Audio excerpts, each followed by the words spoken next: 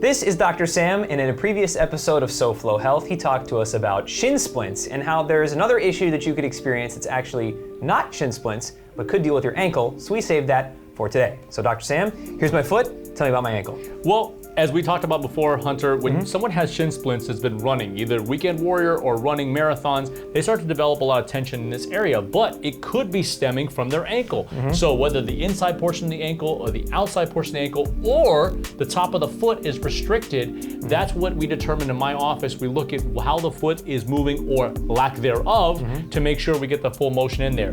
Biggest thing I noticed is that when you are walking, running, or any type, going from a seated to a standing position, if my hand represents your foot just like this, what you want to do is you want to kind of heel strike and then toe off like that. A lot of people can get the heel striking, but they can't get the toe to come down like that because they're held up right here. Right. In your particular situation, the same thing we've noticed when we've done an assessment. So to help bring more motion to the ankle and to help take the pressure off of the muscle up here for shin splints and the calf, I'm gonna have you go face up. Great.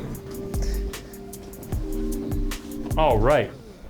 So, as we mentioned before, we've done a full evaluation and assessment of Hunter. We know exactly where his restriction is. And what I'm gonna do is I'm gonna come right on the top of the foot right here, get a contact.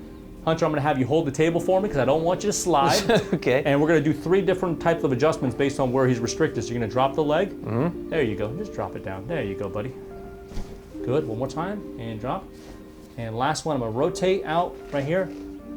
There it goes. Right there. Opens up that joint right there. Sometimes you hear a pop, sometimes you don't, but what we're going for is motion. Same thing here, drop the leg. Good, one more. There it is. And then last one, rotation out. Up. There it is. Wow. That's it. Easy peasy. Come on up for me, brother. There you go. Wow. You know, certain things you feel a big release, you get the big pop, or you feel like a muscle just kind of pop into place.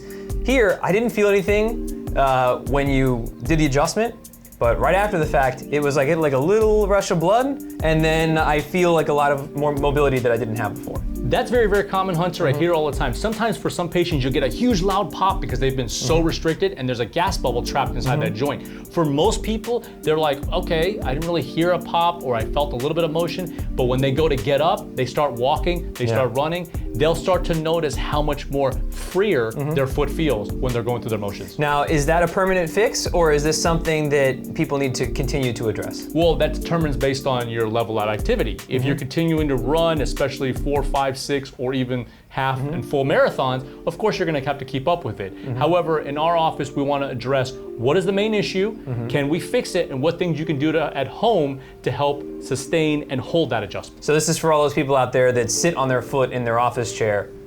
Not trying to point fingers, but yes, absolutely. Yes. Guilty. All right, well, Dr. Sam, thank you so much. I appreciate it, as always. Anytime.